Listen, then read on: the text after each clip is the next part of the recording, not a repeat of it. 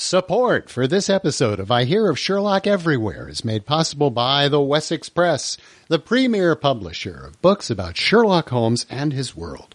Find them online at wessexpress.com. And the Baker Street Journal, the leading publication of Sherlockian scholarship since 1946. Subscriptions available at bakerstreetjournal.com. I Hear of Sherlock Everywhere, episode 100. A Sherlockian Centennial. I hear of Sherlock everywhere since you became a chronicler. In a world where it's always 1895, comes I Hear of Sherlock Everywhere, a podcast for devotees of Mr. Sherlock Holmes, the world's first unofficial consulting detective. I've heard of you before. You're Holmes the meddler, Holmes the busybody, Holmes the Scotland Yard Jack in office. The game's afoot as we discuss goings-on in the world of Sherlock Holmes enthusiasts, the Baker Street irregulars, and popular culture related to the great detective. As we go to press, sensational developments have been reported. So join your hosts, Scott Monty and Burt Wolder, as they talk about what's new in the world of Sherlock Holmes. You couldn't have come at a better time!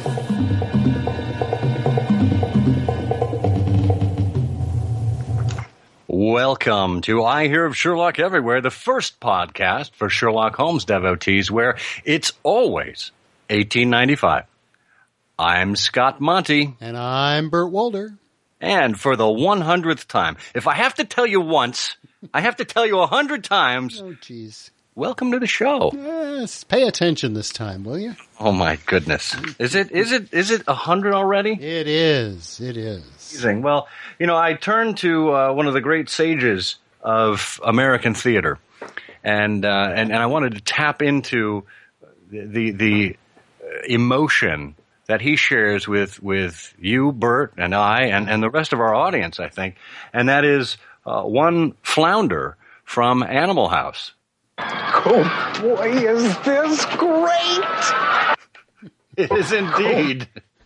Oh, it's so great to be here for 100 shows. Yes.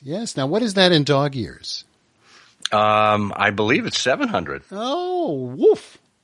Or actually, my kids tell me the first 2 years of a dog's life actually are counted in 5-year spans, right. And then the ensuing years are 7 years each. So I suppose it's 696, not 700. So well, you don't look it. You don't look a day over 696. No. Well, as we've turned 100, we've become reflective, and lots of good folks have written in with suggestions as to what they wanted to hear or memories that they had, and we're going to get to those shortly. But I thought this would be a great opportunity to stop and consider what else is turning 100 this year. While we are not 100 years old, we are 100 episodes in, we thought a centenary approach to other entities, other beings might be worth looking into. So recently, I know right in the hometown of the illustrious clients, the Indianapolis 500 turned 100. Right. Now, if the Indianapolis 500 turns 100, isn't that 50,000? Or does it work the other way? Is it 5? Oh, that's right. The square root. Wait a minute. What's the square root of the Indianapolis 500? Stock car. Yes, there you go. So can you imagine the Indianapolis 500 in its earliest days when the cars were only going about 50 miles an hour around the track? It would have taken forever. That's why they had to do it on a holiday. Yeah. Everybody had the day off. I guess 40 miles an hour, 50 miles an hour was a big deal then. I guess so. Interesting. Well, and the National Park Service is 100. Thank you, Teddy Roosevelt. Yeah, that's true. Well, actually, was it Teddy Roosevelt or Woodrow Wilson? This would have been 1916. Oh, I guess Teddy TR was out of the way. Was TR? Yeah, he was out as of 1908, right? Yeah. So Woodrow Wilson. But Teddy got it started with granting national monument status to the Grand Canyon, and it all kind of fell into place after that. Yeah. So Olivia de Havilland just turned 100. Of course, she is the last surviving cast member of Gone with the Wind. Gone with the Wind, of course, was shot and released in 1939, the very same year that Basil Rathbone's The Hound of the Baskervilles was released. So this is a contemporary of Basil Rathbone, now 100 years old. Yes. And Nathan's Famous Hot Dogs is 100, and the people who participate at Coney Island in the hot dog eating contest every year try to approach eating 100 hot dogs. They just had this, and I think the winner ate something. The fellow who won this, there was a woman winner and a man winner, and the man ate 78, 77 hot dogs or something in 9 seconds or something like that. With mustard? I don't think there's room for mustard. Because that would slow me down. It would be the mustard. Yeah. Everybody's got their breaking point. Also, the Trans-Siberian Express. Yeah. You know, we're thinking back to the heyday of train travel. Trans-Siberian Express was founded 100 years ago. And as a matter of fact, they are doing anniversary trips. And prices start in the realm of, if you have to ask how much this train trip costs, you can't afford to go on it. Yeah, I was really embarrassed. I was signing up to go on that, and I went to the station, and I wound up on the Trans-Siberian Local. And the next thing I knew, I was in Minsk, and then it just took days and days. Oh, good Lord. And then we've got an event that was local to you. Ow. Yeah, the Black Tom explosion. Something I had never heard of. No? No, never heard of that. In Jersey City, New Jersey, the German agents sabotaged British ammunition that was being shipped from America for the First World War, and that explosion happened in 1916. Huh. So, well, you know, I thought, seeing as we talk about Olivia de Havilland and her 100th birthday, there was an old bit on The Tonight Show that I saw way back in the 80s of a comedian by the name of Dennis Wolfberg. And he talked about certain milestones in his life. For a comedian, as comedians, it's not always television and nice studios. 2 weeks ago, I played an old age home in Columbia, South Carolina. And when I say an old age home, there was a woman in the audience celebrating her 102nd birthday. And a woman who did not look good for 102. She looked at least 140, 150. She didn't have wrinkles. She had pleats. I had never seen anything like this. And at the end of the show, they brought in a cake to celebrate this 102nd birthday, but in a stroke of remarkable misjudgment, they gave her these candles that you cannot blow out. A brilliant gag for a woman who had no concept of reality anymore, blowing her brains out. And spitting all over the cake. It was disgusting. And then she cut a slice and asked if I would like some, and I said I'm trying to cut down on saliva in my diet. In fact, it's not cake, it's pudding now, thanks to you. 102 years old. What would you buy a woman 102? 50 you get gold, 75 is diamond, 102 oxygen, something that'll help her breathe and make her to 103. She didn't laugh at anything I said, and I said something to her I thought was so funny. I said, 102, I'll bet there's no peer pressure. Thank you very much, you people. And it's not as though I don't have great reverence for age. In fact, this coming November 11th will be my grandmother's 100th birthday, although we don't celebrate it anymore. She's been dead for 30 years, but I thought I would pass this along. Good stuff from Dennis Wolfberg. My goodness, whatever happened to him? He died, actually. Oh. He had brain cancer. Oh. Yeah. Well, that's very sad. I know. Great entertainer.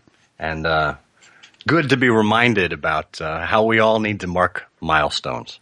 Yes, we do. Now, you know, you and I have been doing this podcast since, Truman was the president, right? So that would be, 49, 50? I mean, seems like a very long time. A very, very long time. No, we started, believe it or not, our first show aired on June 14th, 2007. Oh, 2007. Do you know what episode that was? Episode 1? Yes, you are right. Yes. Now, that is not, if you go to ihose.co and put in ihose01 or ihose1, you're not going to find that episode. You're not? No, it's not there. But I happen to have a copy of it, which I haven't listened to because I couldn't bring myself to listen to it. I need to make sure we ihose 01, huh? Yeah. It's not there. Yeah, it's there. Oh. Really? ihose.co/ihose01. Really? 01. Yeah, I put in a 01. Yeah. Oh, well, I stand corrected. It's there. Or I sit down. And even if it's not, all you have to do is go to ihose.co/ihose-shows. Again, all lowercase, ihose-shows. And that will put you on the archives page of our website where all 100 episodes are listed. Yes. Now, do you know... I might. So you and I have been doing this now for 9 years. 9 years. 9 years. Did you know that you spend 7 years of your life in the bathroom? So we've spent the last 7 years in the bathroom together. Well, no, it's just sort of a relative thing. In fact, here's what Shayna Taub has to say about spending some time. Did you know you spend 7 years of your life in the bathroom? And just about a third of your life asleep. They say you spend 9 years combined, talking on the phone and waiting in line. So I might as well spend some of the time with you. Might as well spend some of the time with you. So I am very happy to have spent some of this time with you. Well, it's been great. And it's been great spending it with you, our listeners. We actually went through and tallied up exactly how much time we've spent over those 9 years. Do you know the total running time? If you were to put on episode 1 and play it all the way through to episode 100, I don't even know if that's possible, unless you're Steve Mason on a road trip. You would be listening for 109 hours, 43 minutes, and 28 seconds. You know, I would have said it was 109 hours, 43 minutes, and about 15 seconds. I'm surprised to hear that. Well, if we were playing Price is Right rules, you would have been the closest. Yes, I would have won. Well, I would have won the 100 podcasts. 109 hours. Yeah, and do you know what that amounts to in terms of total file size if you were to download these files to your computer and store them? Oh, tell me. 4.254 gigabytes of shows. That's pretty good. That is pretty good. Do you remember who our shortest show was? Yes, that was one of the early shows. I was just going back through the list and realized that when we got started, we had more restraint, which completely evaporated.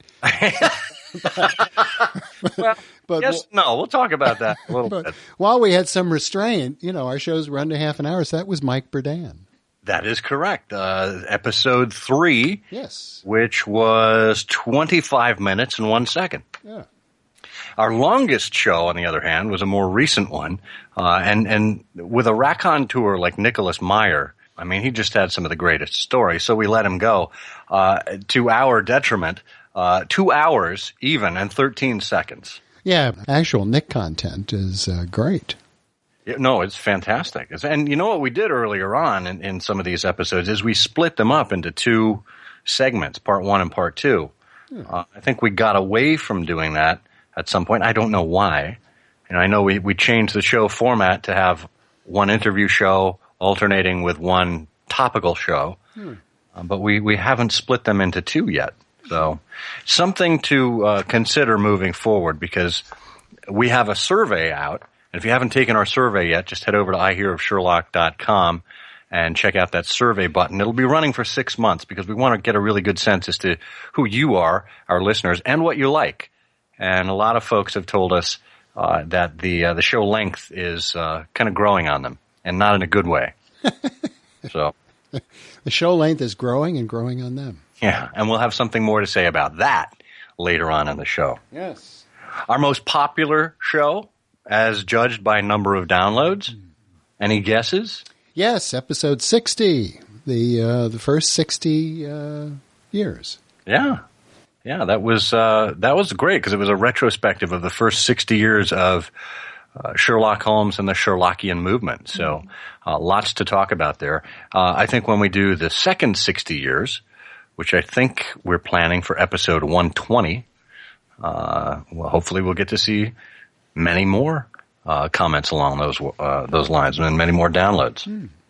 And out of our 100 shows, we've been a little bit off balance in terms of topics versus interviews. We've had 65 interview shows.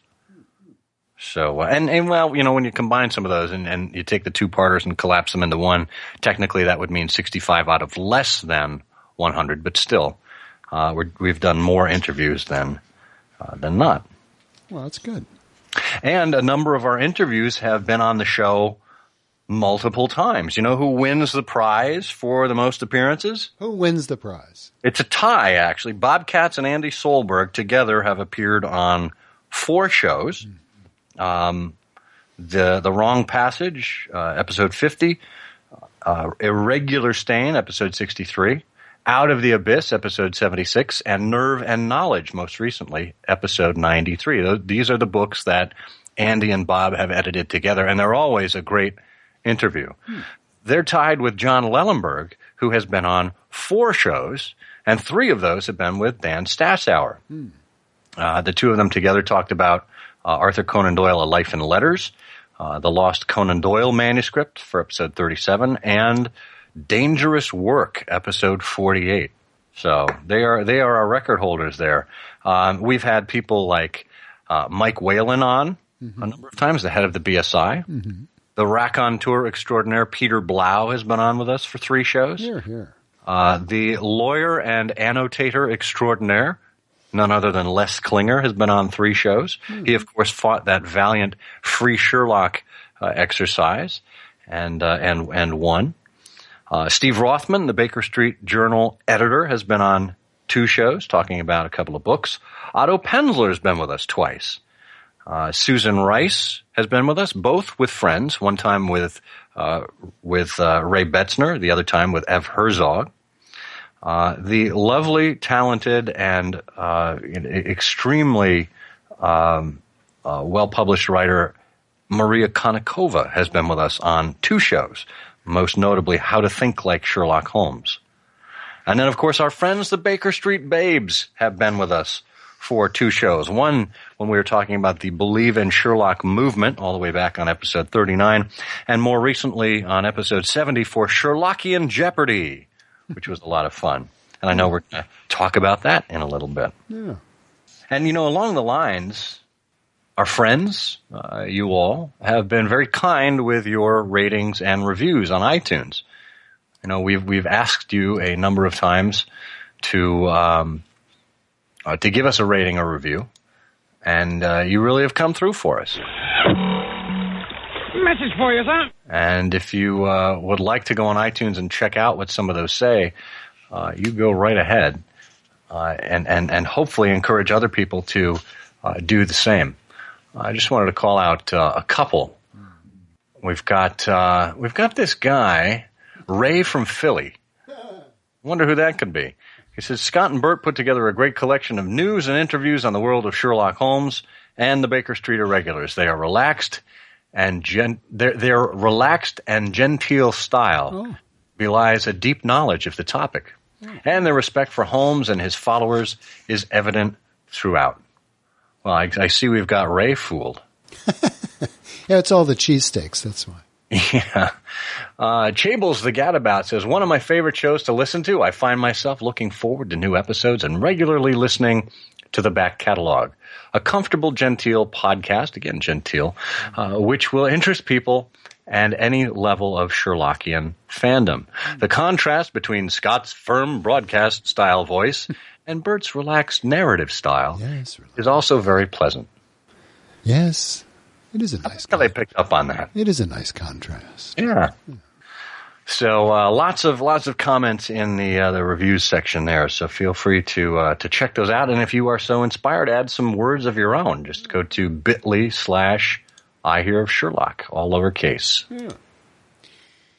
Well, so I guess that about wraps it up. So the game's afoot. See you later. Oh, wait. And we are never going to have any of those people who have been on the show 2, 3, 4 times back again. So the next 100 episodes are all going to be new. All brand new people. Well, we do have some interesting interviews coming up. You'll have to stay tuned for those. But why don't we pause for a moment for station identification?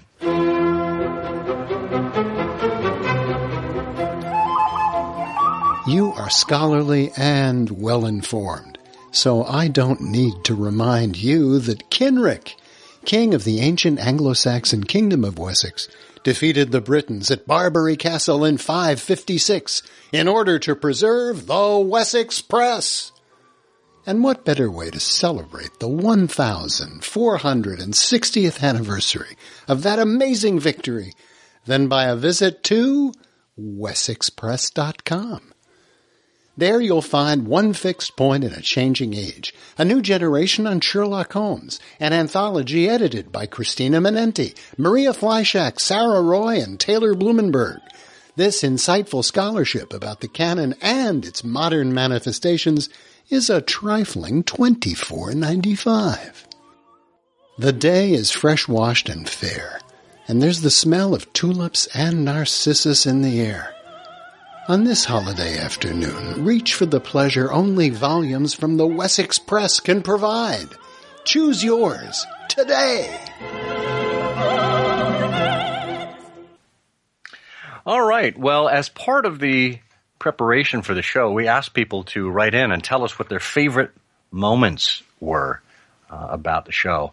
And there were a couple of themes that we saw pop up over and over again. And frankly, Bert, I was a little surprised to see people asking about this, because I would have thought people would have been really interested in revisiting some of the content or the direction the show is going. But what were the two things that people most frequently asked us to discuss? The things that people really seem to enjoy the most are the pauses, particularly because I speak pretty slowly.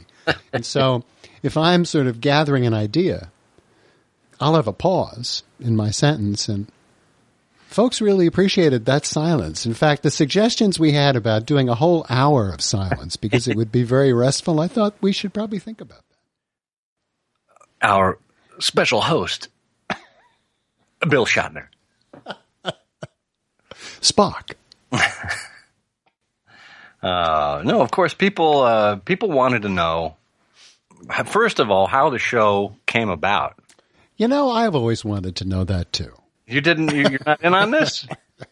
I found you walking down the street one day, and I yanked you into the alley and stuck a microphone to your head. And I said, look, pal, your money or your life? I'm thinking it over. I'd spent some time with Lamont Cranston, and so my mind was so clouded that I can't.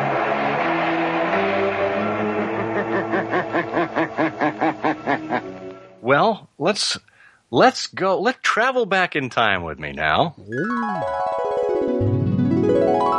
And we have to go to the origins of the site, which I don't know if people are aware. There used to be two sites. We used to have one site that was just dedicated to I Hear of Sherlock Everywhere, and another site, there was a companion site called the Baker Street Blog.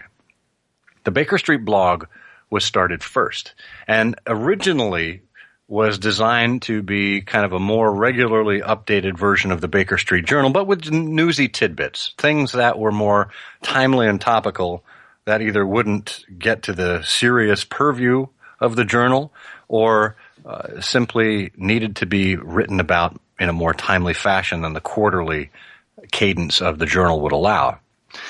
So that started in August of 2005, and you and I, both being in the marketing and communications industry, are students of new media and watching this stuff evolve, and podcasting was really beginning to take off around 05, 06.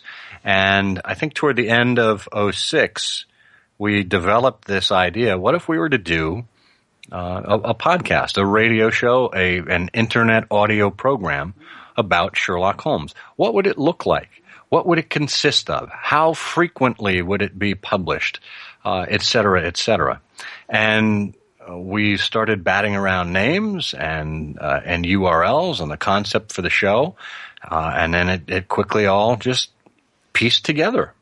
Yeah, with an emphasis on the word peace. Yes. Well, I think you'll hear as we get to some of the old show clips that things were a little rough around the edges back then. The production value wasn't exactly how we had all hoped that it would turn out. We were experimenting. We were using the equipment we had at hand.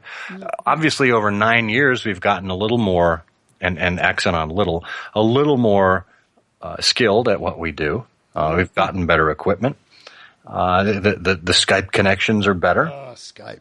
Well, a lot of that early sound quality was my fault because I had this old Tandberg wire recorder, and I thought it was a great idea, even though we had to change the reels every 3 minutes. And, okay, it didn't work out. Sue me. So sue me. I thought you were recording on wax cylinders back then. Well, I was until you got to the summer, and then it was so soft. I mean, who told me that, if the temperature is 90 degrees, you can't use those wax cylinders anymore? Edison never mentioned it. Matter had a little always a good one. Well, you forgot the shh. That's right. Mary had a little lamb. His face was right as snow. Well, in conjunction with that, Peter Calamai asked us, he said, I'd be interested in how you guys started on the show and what expectations you had about its longevity. I didn't have any. I didn't either. I mean, it's not like we said, well, we're going to do this for 100 episodes and then quit, or 10 episodes or whatever it was. We kind of both viewed this as timeless as Sherlock Holmes is. Yeah, I mean, tape recording and audio has always been a hobby of mine. When I was a kid, I grew up in a little town in Pennsylvania and then moved back to New York where I was born. And for the first couple of years, I would exchange with my friends back in Pennsylvania a little reel. I had a small reel-to-reel tape recorder, and I would sort of record this audio letter on a 3-inch tiny little reel of audio tape. And then I would mail it back to my friends, and then they would listen to it and erase it and send me back, their comments. And I always had, tape recorders or something like that because I was fascinated by audio. And, of course, both you and I are interested in classical music, and so recording and sound quality and stereo and hi-fi and all of that was part of our interests. Yeah. Well, and that really kind of dovetails into another question that people had, and that is, how are the shows put together? And you'd be surprised at how slapdash they are. I think. Well, the show. We had a lot of great ideas for the show, and as we'll talk about it, I think we've been true to many of them, particularly in terms of the people we've reached out to and the kinds of conversations that we've had. But you start with sort of a basic idea, but it really comes down to you and I kidding around. I mean, not to put too fine a point on it. If we didn't enjoy talking to each other, this would be really a drag. I would buy that. I would buy that. And I'm not nearly tiring of it at this point. No, me neither. So, I think it comes down to us finding the right people, and there's no lack of people in the Sherlockian world to talk to, whether it's fellow members of Sherlockian societies, or whether it is authors or editors, or someone from the entertainment field. We have this wonderful hobby, this wonderful avocation that takes our interest into as many different areas of media as possible. And as you know, we cover a lot of those on the website, on the articles that are written in between the show dates. And we will continue to interview as many people as we can find that have interesting stories to tell. And I think there is no lack of people like that. So obviously, just in terms of preparing the show, we do a lot of research, whether it's the books that we read in advance of the authors being on, obviously having an encyclopedic knowledge of the Sherlockian world ourselves, having home libraries that are filled with some of these great works of Sherlockian scholarship from which to pull upon. And then we prepare a crude form of show notes, and we sit down and largely, even though we have prepared questions for our interview subjects, we just let the conversation flow. I think that's one of the greatest things. One of the best interviewers in the industry, believe it or not, is Howard Stern. And he creates an atmosphere where he gets his guests so relaxed and so comfortable talking to them. He can elicit any kind of response from them he wants. He can get any kind of secret out of them simply by virtue of his skill as an interviewer. And I wouldn't say we're quite at that level, but we like to make sure we're prepared with research and then have a great conversation and make our guests feel comfortable. One of the best interviewers I ever came across was Larry King, and Larry King would... Larry King. He would be... Virginia, go ahead. He spent so many years in radio. He was proud of the fact that he didn't do too much prep before the interview. In fact, the less he knew, the happier he was. At least this is what he would say. Because he would then be curious about people. And if he was curious, he would think that, well, my listeners or my viewers are also curious. And so I, tend to, personally, it's not that I try to prepare as little as possible, but I'm generally talking to somebody and just sort of following what I'm curious about, thinking that if I'm curious about it, somebody else is also going to be curious. Yeah. Well, of course, it was Dorothy Parker who said, "Curiosity is the cure for boredom. There is no cure for curiosity." It's a wonderful trait to have. It really is. So that's how we prepare for the show, and we record on Skype, as you've heard. We have a what's called a mix minus setup, which allows us to basically play sounds from a soundboard. We usually each operate off of two laptops, one for recording purposes, the other for sound out. And that way our guests can hear sound clips, we can hear sound clips from each other. But for those sound clips that don't make it into the show, there's actually a lot of post-recording editing that goes on. And we try to piece everything together and have overlaps in some of the audio and sound effects and things like that are timely, that happen in the post-editing process. So that's where it really moves from raw files to what it is that you get that makes the show kind of hum and sing the way you've become accustomed to hearing it. Yeah, and then sometimes we record, most of the time actually, I think the majority of the time we record out of sequence. So we'll record an interview and get the interview done. Then we'll do the opening and closing of a show. It could be that for our quiz programs, it could be that Scott and I aren't available the same time that whoever's participating in our quiz is available, and so Scott might record the quiz separately. We're pretty flexible, and at the end of the day, I do sort of the first pass of editing and try to assemble a complete program, and then Scott takes a look through the whole thing, adds some sound effects, usually does equalization and some other things, uploads the show, and handles the distribution of it.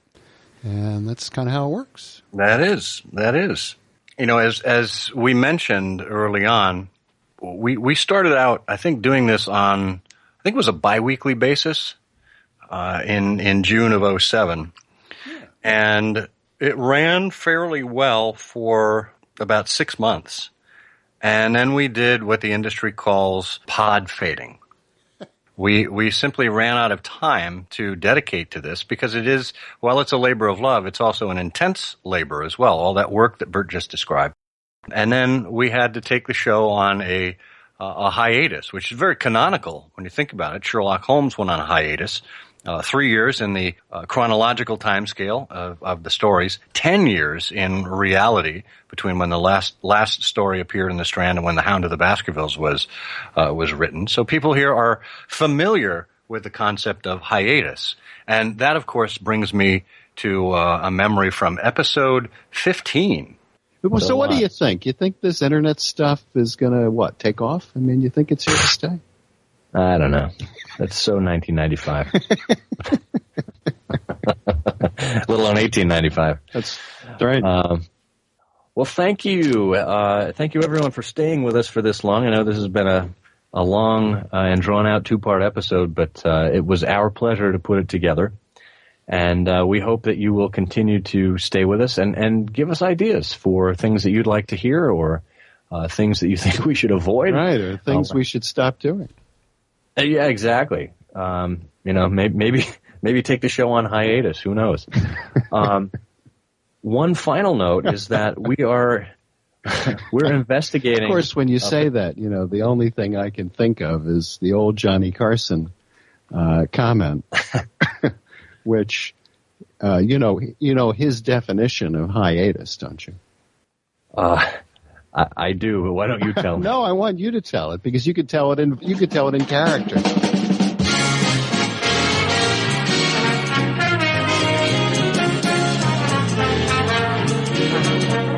For those of you who don't know the Karnak bit, Karnak was an ancient and mysterious visitor from the East who would always start by giving the answers rather than the questions. The questions themselves were sealed in a mayonnaise jar and kept under Funkin' Wagnall's porch. And they've been there since noon today.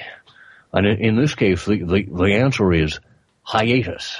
The answer is hiatus. Right. Oh, podcast breath. And the question, just open the envelope here.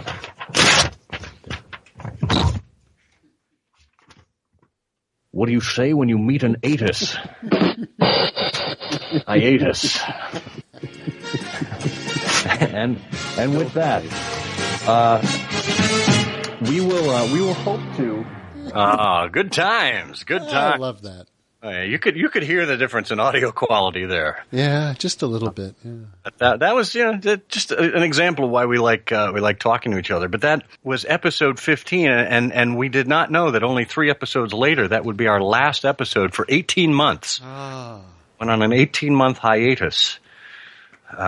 When we saw our atus. We saw our atus, yes, and visited the Dalai Lama with only one L. Yeah. In my pajamas.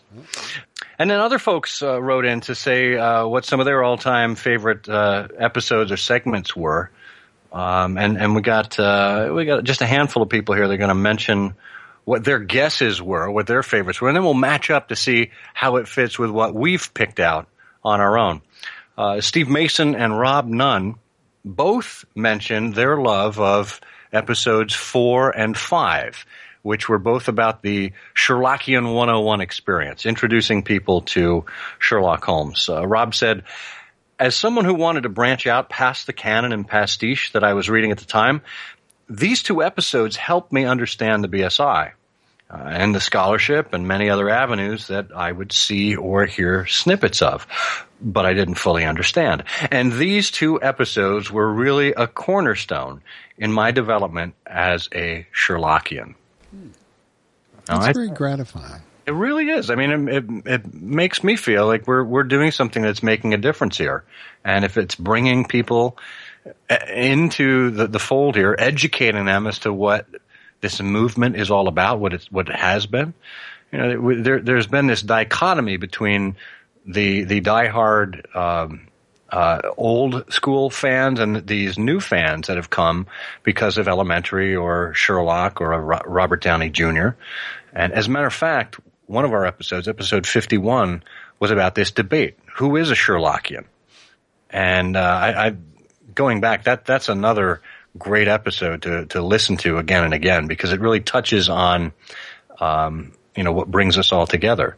And for those people that don't have access to the old scholarship, or who don't realize that this world has been around, this is a great way for them to simply get introduced to it and to discover other people around them. Yeah, very much so.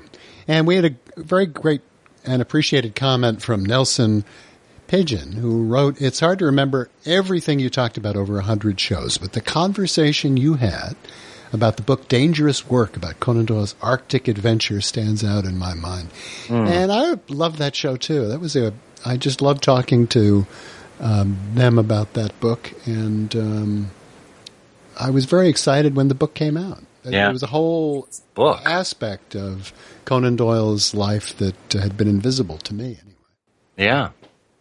Yeah. Dan Stasauer and John Lellenberg with us on episode 48 for that one. So that's a good one. And then Claire Stemp wrote to us and said, it's really hard to pick out a favorite moment, let alone a favorite episode. But I think my absolute favorite show was the interview with Nicholas Meyer in episode 85. Some other favorite episodes that stand out for me are episode 17, Otto Penzler, episode 34, about William Gillette, episode 65, Art in the Blood, and episode 68 and 69 with Bert Coules on Sherlock Holmes on radio. I'm also a huge fan of the Sherlock Holmes brand product ads, even if it means I can't hear the theme from the John Gielgud, Ralph Richardson radio show without cracking up. Oh, I did think of a favorite moment. I know this happened more than once, but I loved it in episode 93 when Bert asked whether Dr. Rosenbach was still accepting patients. I never got a straight answer, by the way. I suspect Medicare fraud. Well, that's very gratifying. It is indeed. Well, I'll tell you what. Why don't we get to our favorite moments, our favorite clips, and see how many of these folks were accurate in their predictions. Oh, right. Good idea.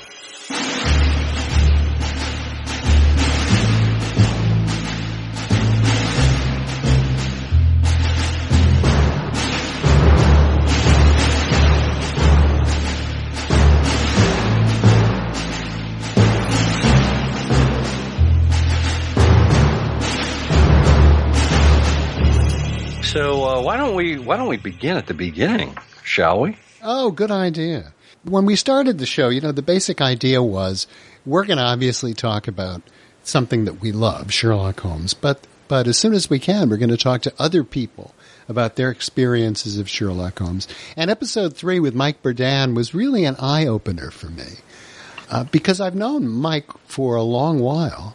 But, and during the course of knowing someone who's also in this community, there are a whole bunch of questions, you never really ask them, like, what was your first meeting with Sherlock Holmes? And I really enjoyed episode 3, which was in July of 2007, how poor we sounded, and yet it was a great example of talking to people about their experiences of Sherlock Holmes, even though with the noise in the background, it sounds like he's in a restaurant. But it was just a great start. Well, I would say that I have probably been an active Sherlockian for almost 30 years now. I think I can trace it to the late 1970s, right after I graduated from college, and I happened to be living with my cousin at the time who had a copy of the Annotated.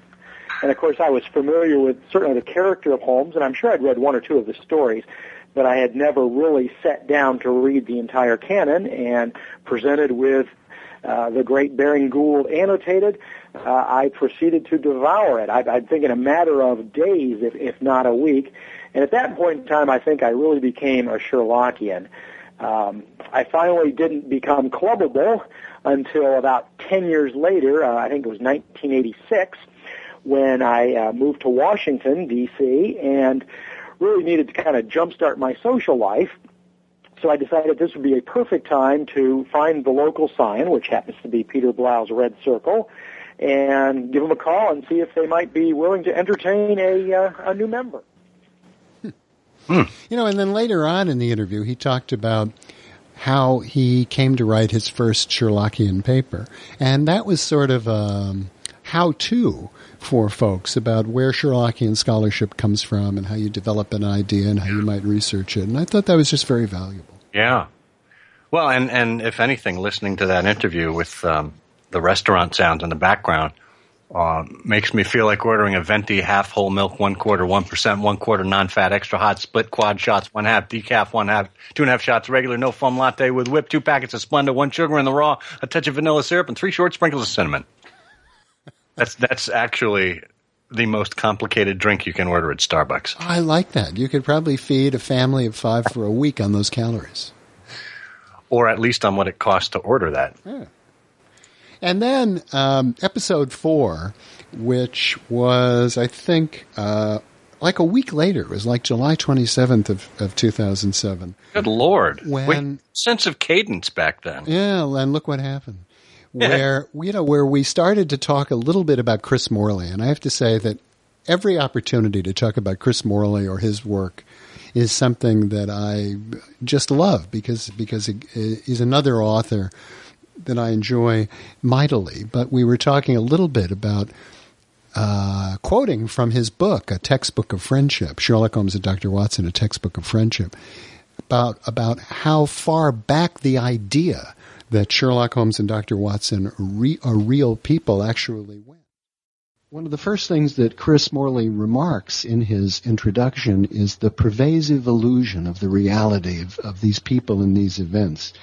He writes, the illusion is so persuasive that all readers everywhere have instinctively agreed to think of Holmes and Watson as actual people. The habit is now well established.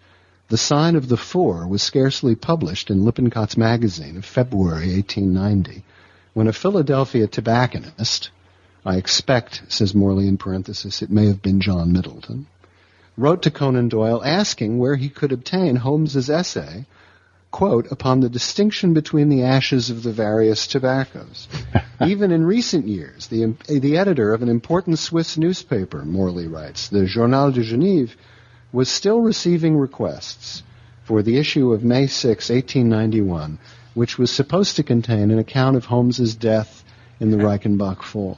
He goes on and also mentions a little anecdote about Robert Louis Stevenson on his island in Samoa. The local people there, the story of the engineer's thumb. The people who listened to the tale thought of him with added reverence as the master who had a friend to whom this extraordinary adventure had literally happened. So, that's amazing. Oh, really? That time capsule of what was going on in the world of Sherlock Holmes 70 years ago now. Yeah, but it's one of the joys of you and I talking about these things that we're interested in, because where else are you likely to have somebody reach up to a bookshelf and pull down a copy like Textbook of Friendship and tell you that, this is mentioned in the preface, and isn't this interesting? That's right. Kind of what this is all about. Yeah. Great. Well, now why don't we go from Christopher Morley, who, of course, was the founder of the Baker Street Irregulars, to Edgar Smith, who he appointed as kind of the chief administrator and who established the Baker Street Journal as its first editor.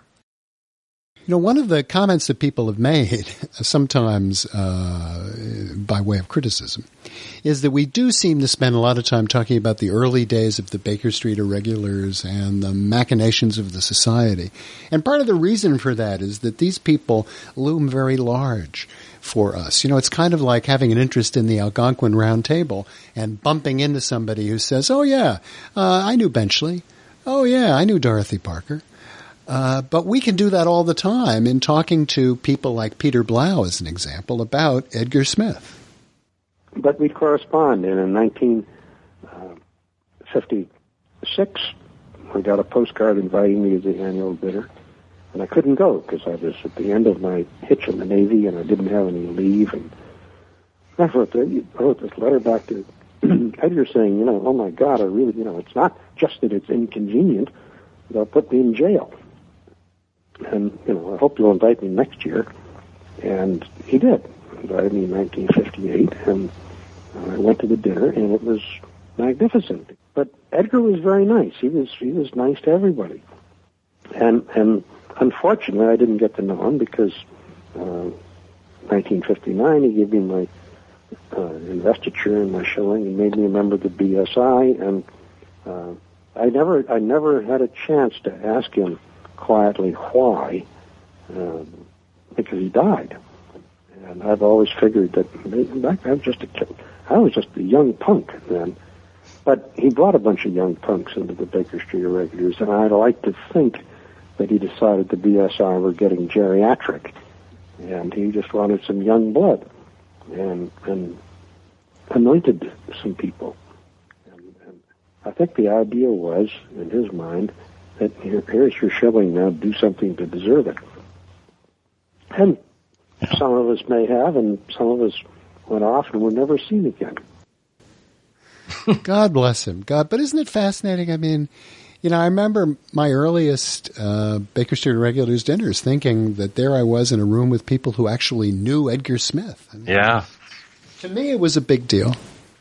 Well, and Peter likes to say, he likes to use the analogy, you're one handshake away from, and he, having met Dame Conan Doyle, took great pride in the fact that he was one handshake away from Sir Arthur Conan Doyle. Yeah, well, years ago, I remember there was an observation around how young America was as a country, and the observation was something along the lines of 4 or 5 very old men could join hands and take you back to the Revolution. And that was based on the fact that someone who was alive in the 1770s could have been expected to die in 1805. Someone who was born in 1804 could have died in 1860. So there's this overlap of this generation, that generation, and the next generation, and that the country isn't really very old. And neither, obviously, is the Baker Street Irregular. No, even younger. So, well, as we inch up in episodes here, I selected the first conversation we had with Otto Penzler, which was in episode 17. Of course, Otto is the proprietor of the Mysterious Press and the Mysterious Bookshop, and we wanted to get a sense from him as to which came first in that, and talk about his associations with the mystery world in general. And Bert, I remember you in particular picking up on something that was unknown to me, and Otto's response and his recall of the situation was hysterical. He took it upon himself with such great pride to talk about it that I could not resist undercutting the entire track with the German national anthem. Did the publishing come before the bookshop and your dealership? Yeah, Mysterious Press started in 1975. The first book came out in 1976, and I opened the bookshop on Friday the 13th of April, 1979. Okay. So yeah, it was a lucky day. Yeah, it's been a good day for me. and because of your activities, not only as a bookseller but as a publisher and an editor and a writer, you have built some relationships with some wonderful writers and authors. I remember reading, I don't quite remember where it was, I was reading something by Elmore Leonard, and I remember he had a character named Otto Penzler. It wasn't a particularly attractive character, but I was thrilled to see you pop up in the middle of this story. Ripped from the headlines. Actually, I was in 2 of his books, and actually, it's not a bad character at all. I really like the character. Was a Nazi in a prisoner of war camp, wasn't he? Excuse me. Oh. I was indeed an SS Sturmbannführer, which is a major, equivalent of a major. Excuse me. No, can I finish? Yes, yeah. I was in the Africa Corps with Erwin Rommel, and I was simply a soldier fighting for my country. What was Erwin like? Erwin was okay, actually. Brilliant soldier. He was sort of very much like George Patton and Douglas MacArthur, two of my heroes. And I was captured, but I didn't do anything wrong. I wasn't a bad guy. Yeah. I did escape, even though I was really thrilled to be in this prisoner of war camp in Oklahoma. I mean, nobody was shooting at me. I had 3 meals a day, but I escaped. I'm German. Just to prove that I could. That's great. That was in 2 books in a row, by the way. The second one was called Up in Honey's Room, which was a nice title. The first one was serialized in the New York Times, the Sunday Times Magazine. Oh, that's great. Good stuff from Otto. Well, that's wonderful. How would you like to appear in 2 of Elmore Leonard's novels? That is fabulous. Seriously, yeah. And, of course, Elmore Leonard just passed away over the last year or 2. And Otto, of course, had his bright beginnings out here at the University of Michigan. So lots of reasons for him to come out to Birmingham and see Elmore and visit the alma mater. And how fond he was of his character. He really was. I mean, good for him.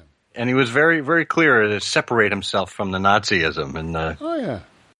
Sehr gut. Well, and then, moving along chronologically, one of the highlights for me was the opportunity to talk to Fritz Weaver about his experience in Baker Street, the musical, which goes back more than 50 years. The show ran for a little bit less, I think, than 300 performances. But what a treat to talk to Fritz, because that show, that music, was something that I encountered when I was a kid. And, of course, I had followed Fritz's career over the years. But the nice part about the conversation was to learn from him how touched he was by Sherlock Holmes and how fond he was of Conan Doyle. For the atmosphere of the play itself is very vivid to me, the London of the 1890s.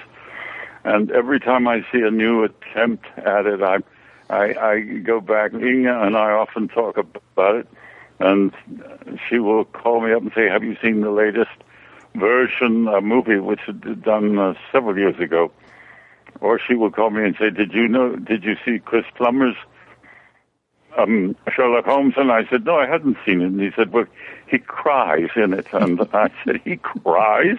Holmes never shed a tear in his life." But Chris came up with a wonderful idea that behind the scenes, this is a very emotional man who successfully masked it in his public persona. But as privately, he was a big sissy. He cried at everything. I thought that was a wonderful idea.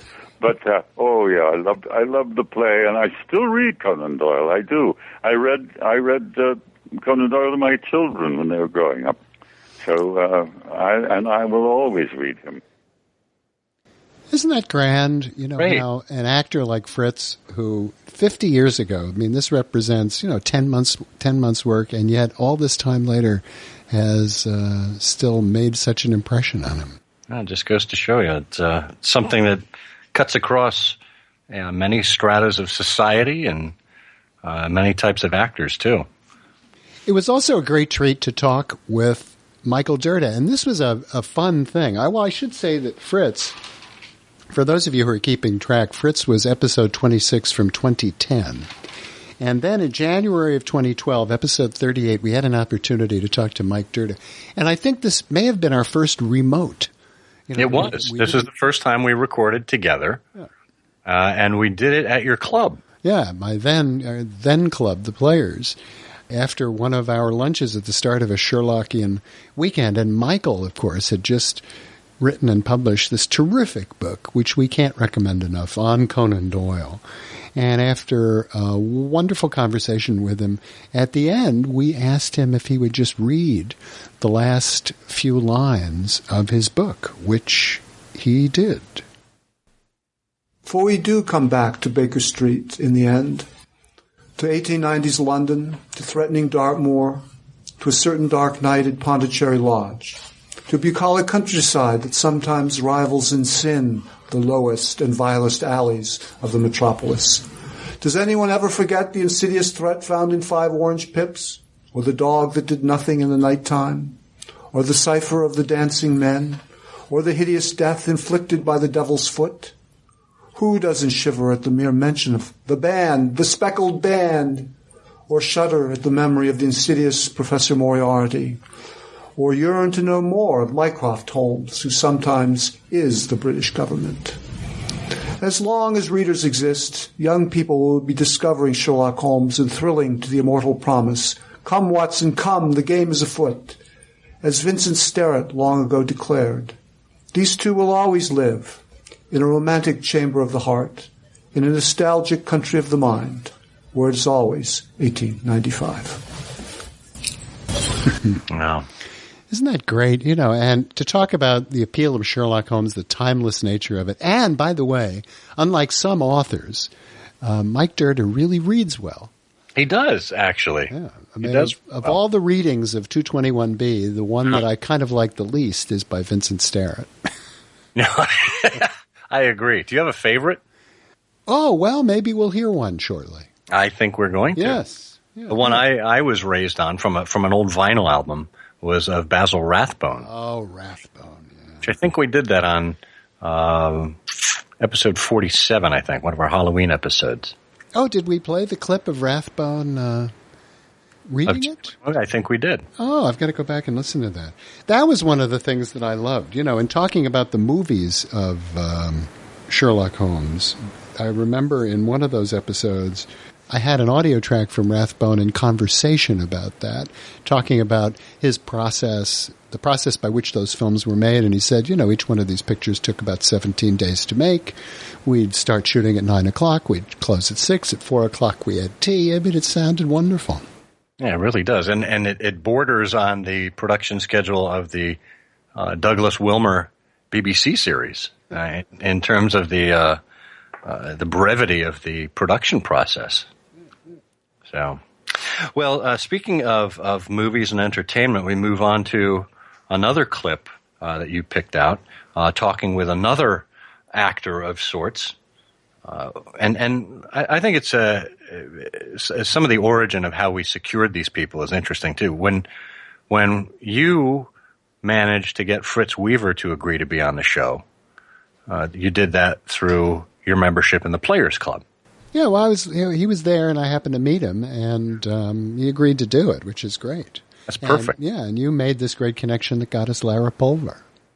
Yeah, and I think that was through PBS, because for every new series of Sherlock, as it's come over from the BBC to PBS has asked us to host the live Twitter chat online while the show is premiering, and we've agreed to do that. And we built a relationship with folks there, and they have been very kind in getting us some of the team from Sherlock to appear on the show. And this was the first time we had such an opportunity. Yeah, and the lovely thing about talking to Lara was that she was then in the production of a Chekhov play in the UK, and so talked to us late in her evening after her performance. And, it was just one of the most engaging people you'd ever want to talk to. Mm.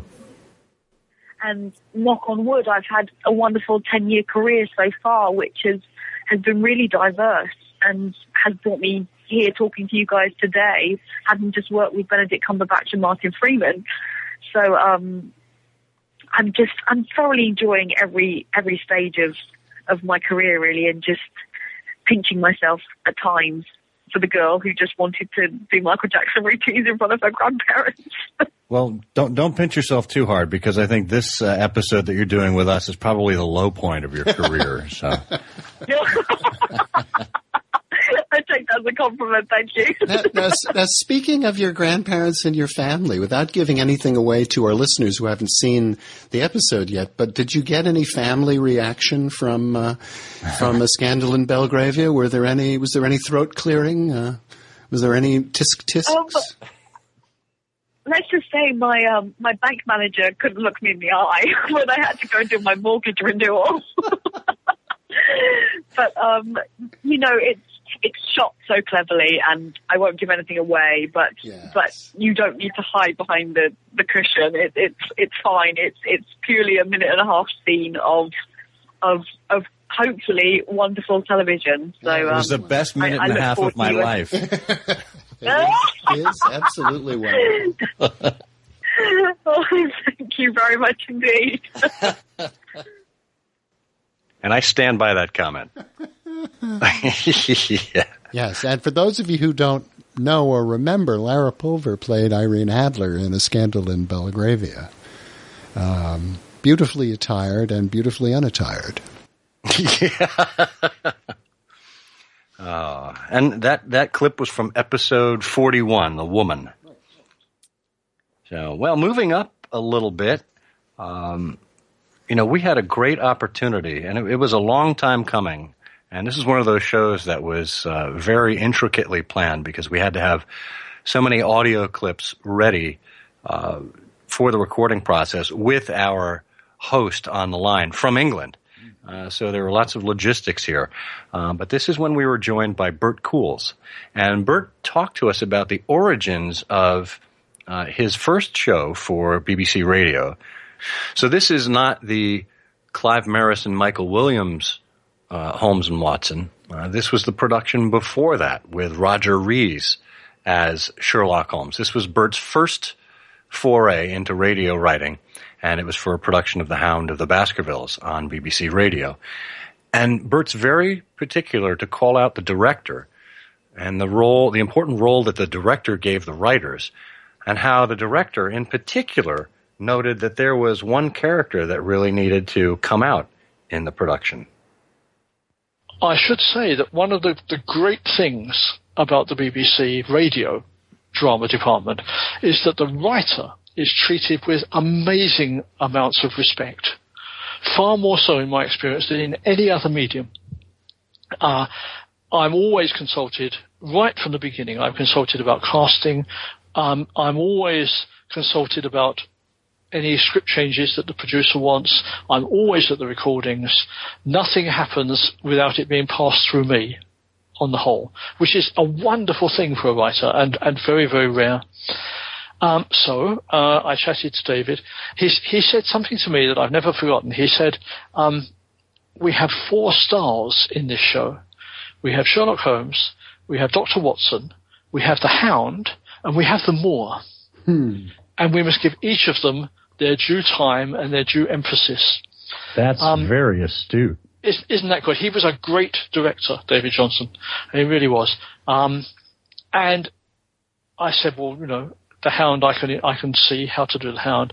The Moor, he said, we use music. We use music and we use minimal sound painting to give people the bleakness and the expanse and the quiet wind in the trees and the owls at night and all the rest of it. And what sort of music would one commission or use for bringing the Moor to life? He used an existing piece of music which I'd never heard of, called Egdon Heath by Gustav Holst. Gustav Holst, yes, indeed. The man who wrote The Planets, for which he's much better known. But Egdon Heath is wonderful. I recommend your listeners to go and find a copy and listen to it. It's exactly what David described the Moor as being. It's open and bleak and mysterious.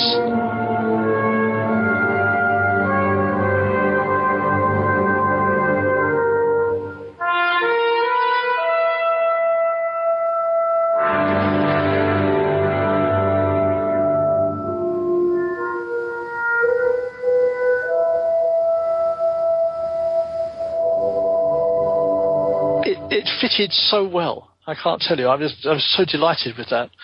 That was the beginning of my determination to make music a very, very integral part of the shows. But I'm getting ahead of myself. It was a very integral part of The Hound of the Baskervilles. Well, and let's take a listen to a little clip from this 1988 production of The Hound with Roger Rees. Here he comes. Watson, something's happening at the house. Damn this fog. Down, Watson.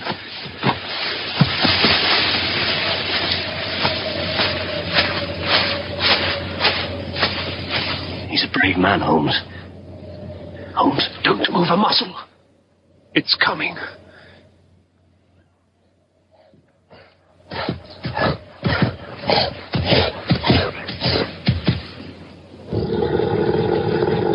Now, Watson! You hit it, Watson! Its eyes are on fire. What manner of creature? Watson, if we can wound it, we can kill it. Sir Henry, come on!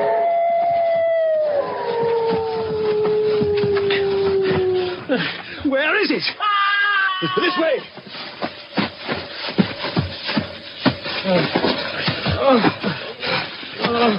Sir Henry! He's still alive, Holmes!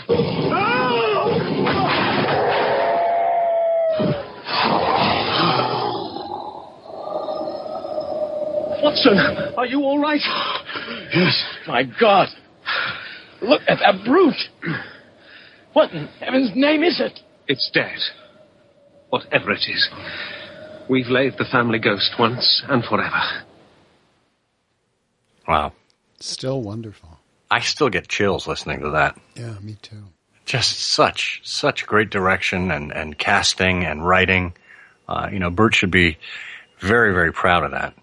And really glad we had a chance to speak with him for an extended period of time.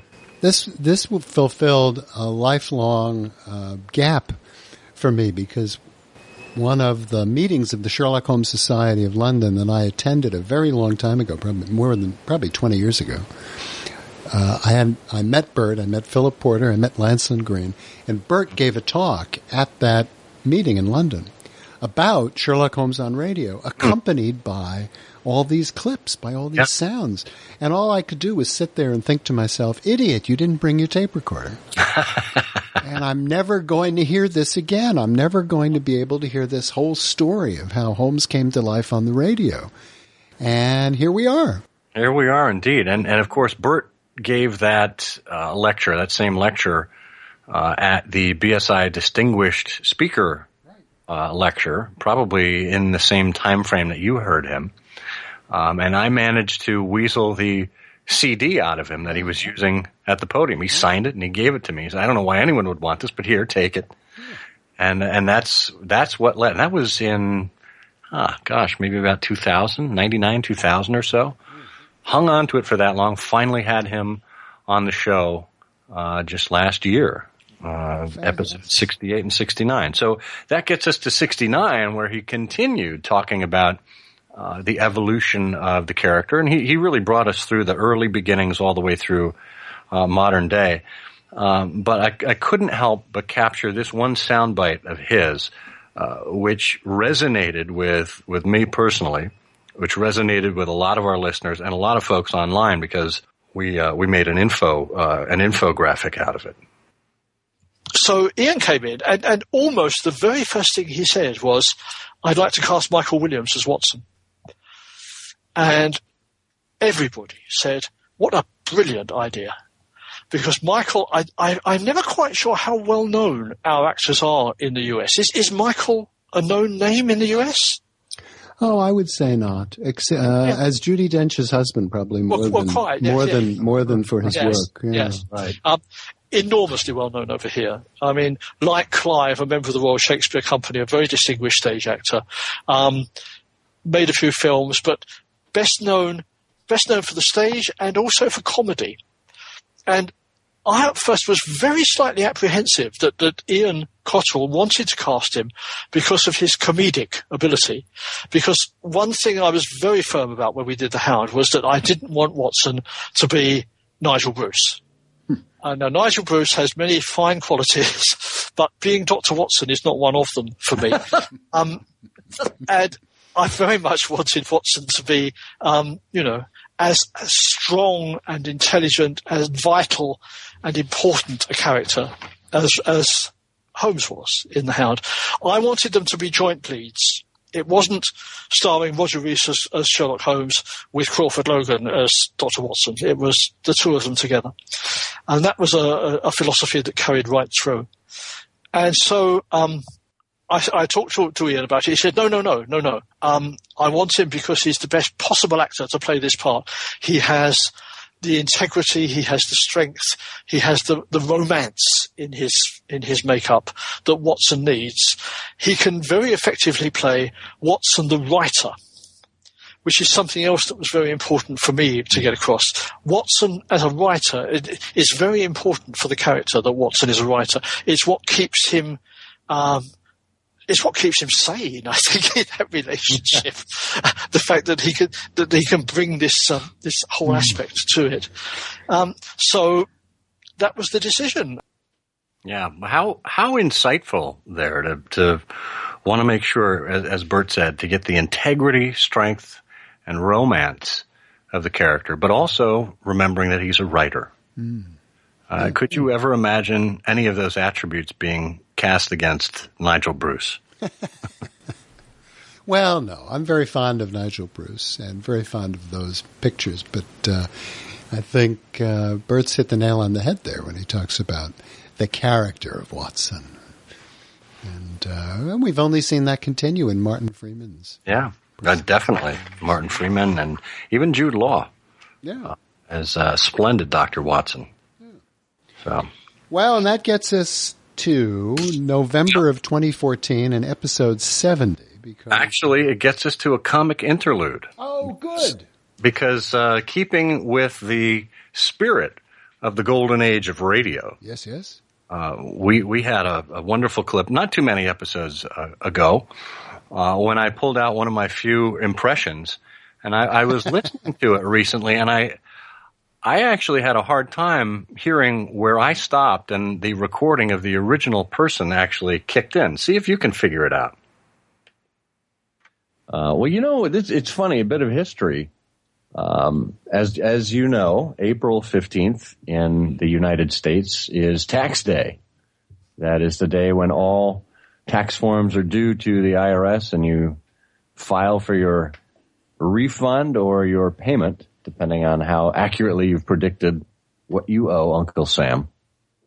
However, until sometime in either the late 50s or the early 60s, tax day was March 15th. Really? Yeah. Oh, I didn't know that. Yeah. I have a recording of an old radio program where Jack is talking to Dennis Day. The Irish tenor they had on the show. And he said, I've never, Dennis. Oh, Dennis. Well, how can March 17th be dedicated to the wearing of the green when only 2 days before the government takes it all away from you? I wonder what was Dennis's snappy reply. I wonder. I don't recall. It would have been great if I were able to come up with it, but he didn't have a reply. As I went back and listened to the radio show, Jack just gave one of his, never mind. Never mind. Very good. Very good. Yeah, it's a great Jack Benny. Well, we were about to traverse forward to the next chronological memory. But it's that shared appreciation we have of the golden days of radio and people like Benny and great audio that is part of our enthusiasm. Do many people listen to old time radio anymore? I mean, I know it's available as podcasts and on various websites or not, but is it still popular? Oh, I think so. I think if I had to guess, I would probably say it's less popular than it has been in the past. But on the plus side, you can find everything everywhere for free now. You go to archive.org. And one of my interests is the shadow. Who knows what evil lurks in the hearts of men? The shadow knows. A series of novels written by Walter Gibson under the name of Maxwell Grant in the 1930s, and then a great radio program. You can get virtually all of the existing recordings of The Shadow for free, I think, if you go to archive.org. And I've downloaded some of those, and occasionally I listen to them. And the one of the early seasons that they have, they don't have the first season, or I think it's the third, but it doesn't matter. I think it's the third season. Has Orson Welles. So you've got a whole season of Orson Welles as Lamont Cranston, which is a lot of fun. Oh, yes. In July, peas grow there. Full of country goodness and let's do that again. Well, you were about to say episode 70. 70. Yes. Remind me of that one. November 2014. Now, speaking of radio and speaking of fun and speaking of quiz shows, which is a particular interest of yours, we decided to do a program called The Three Students, which was our version of Jeopardy. And we invited the Baker Street Babes. And we had Ashley and Lindsay and Artie on the program, which was an editing nightmare. The worst and most unrewarding and most miserable editing experience that we've ever had, because everything needed to be dropped in. Virtually everything needed to be dropped in afterwards. Yeah. So what we did was we assigned, because it's radio, because it's audio, we figured out the focus would be the BBC Sherlock Season 1, and we would construct Jeopardy-like questions. So for 200, for 300, for 400, and each question, each sort of vertical column of questions, if you will, would be around one of these episodes in the first season of the BBC Sherlock. And it was all about the canonical parallels between things in the first season. So if this isn't esoteric enough, friends, we decided it would be about the canonical parallels in each episode of the first season of BBC Sherlock. And we had 3 contestants, and so they couldn't identify them. How would they identify themselves when they wanted to respond to a question? So we came up with little audio clips. You know, I'm not your housekeeper. I'm a big fan. Little clips from the soundtrack of the BBC Sherlock. And all of that stuff had to be cut in afterwards. And my explanation of this, like the work involved, is much longer than the clip, but it was a wonderful program. And here is a minute of the fun that we had with the Baker Street Babes doing Sherlockian Jeopardy in November of 2014. So, without further ado, Lindsay, you have control of the board. Oh my goodness. I would like to take pink profile for 100, please, Scott. This second victim left his umbrella on a bridge too far. I'm a big fan. Ashley, go ahead. Who is James Phillimore? Correctamundo. James Phillimore, the second victim in pink, and was mentioned in the canon in The Problem of Thor Bridge. Yes, but why was he mentioned? And I would like either Bert or, Scott / Alex to answer why was he mentioned and in what context. Well, but I get to do this because we're all BSI. Yes, you do. Good for you. I've got a drink in my hand anyway. So are you asking what was the context in the show or in the context? No, in the canon. Well, he was one of the unrecorded cases that Watson mentioned. I think it was part of his tin box collection. He had been out on his doorstep and disappeared inside to retrieve his umbrella and was never seen again. Vanished from the face of the earth. Yeah. That is correct. What do I get for that? Well, a hug and a ding. Oh, no, you get one of these. I think Ashley has the board. Oh, nice. I think Ashley has the board, though. Ashley, you have control of the board. How about Horrible Hounds for 200? For Sherlock, it is racing out of control, tearing itself to pieces. I'm a big fan. Ashley, go. What is his mind? My mind is like a racing engine tearing itself to pieces because it is not connected up with the work for which it is built. I love that. It's a good concept, you know. It was a good concept. It was just a bear to produce and to edit. But never again. No, that was a one-time deal. And that was also the episode, I don't know if you recall, when you and I both became honorary Baker Street Babes. Yes, I do recall. I'm very that is something to remember, too. Yeah. Fantastic. And so kind of the ladies to join us on the show for that. Yeah, but, it's and of all things, who could have predicted when we started doing this in 2007 that by the time 7 years would roll around in 2014, there would be this great resurgence on the BBC, the immense popularity of Benedict Cumberbatch, the rise of this whole new generation with the Baker Street Babes, and that we'd be able to put it all together in, having fun like that is just, it's a real treat. That's fantastic. And in terms of enthusiasm and collective knowledge about the multimedia appearances of Sherlock Holmes, books, TV, online, etc. You can't really beat the Baker Street Babes for their enthusiasm and knowledge. So delighted to have them as part of this entire journey in the Sherlockian movement. Well, one of the pairs of guests that we mentioned at the top of the show that had been with us many, many times, Bob Katz and Andy Solberg. And we have to hand it to Claire. She actually picked this out. We had planned this already, but Claire got it right on the head when she talked about our flashback moment that we had recently in episode 93. Before we bring Bob and Andy back to the show, we thought this was a fine time to reminisce on where we left off things with them the last time they joined us on episode 76. Who was Dr. A.S.W. Rosenbach, and how did the Rosenbach Library come into being? And of course, how did Dr. Rosenbach himself acquire the manuscript. And is he still accepting patients, by the way?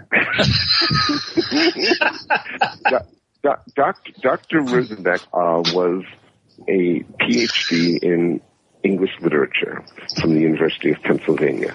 And he was by trade, a rare books salesman and one of the greatest ones who ever lived, and certainly the most successful of his time.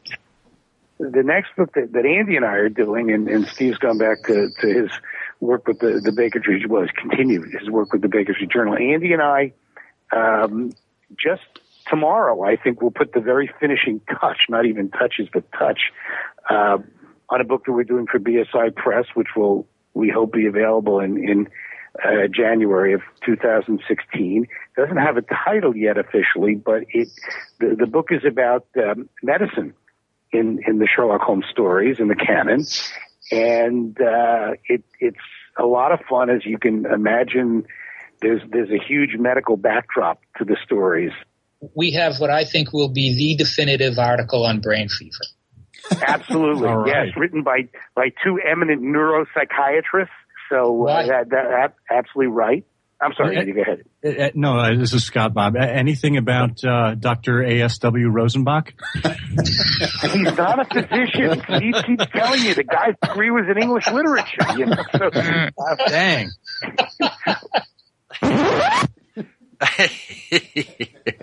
Oh, I love getting Bob's goat.